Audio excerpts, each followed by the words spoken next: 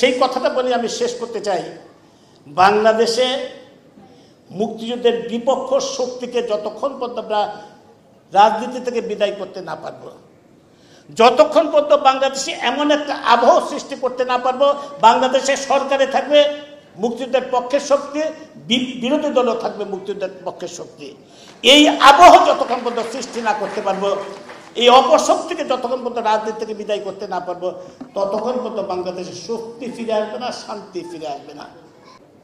ভিন্ন ষড়যন্ত্র, গুজব ছড়াচ্ছে, মিথ্যা অপবাদ দিচ্ছে, ভারতের বিরুদ্ধে কথাবার্তা বলছে, আজকে দেশকে আবার ভয়ে ভয়ে একটা অস্থিরতার মধ্যে নিয়ে যেতে চাচ্ছে।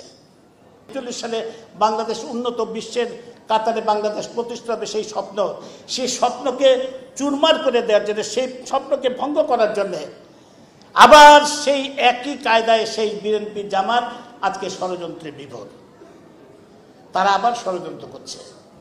আমি কেবলমাত্র আজকের এই দিনে আমি আমার নতুন প্রজন্মের ভাইদের প্রতি আহ্বান জানাবো, এই অপশক্তির বিরুদ্ধে, ষড়যন্ত্রকারীদের বিরুদ্ধে, দেশদ্রোহীর বিরুদ্ধে, যারা দেশকে ভালোবাসে না, দেশের উন্নয়ন অগ্রগতিকে তারা ধ্বংস করতে চায়, যারা দেশের শত্রু, দশের শত্রু, জনগণের শত্রু, তাদের বিরুদ্ধে আমাদের ঐক্যবদ্ধ হতে হবে, আমাদের ঐক্যবদ্ধভাবে তাদের ষড়যন্ত্র মোকাবেলা করতে হবে।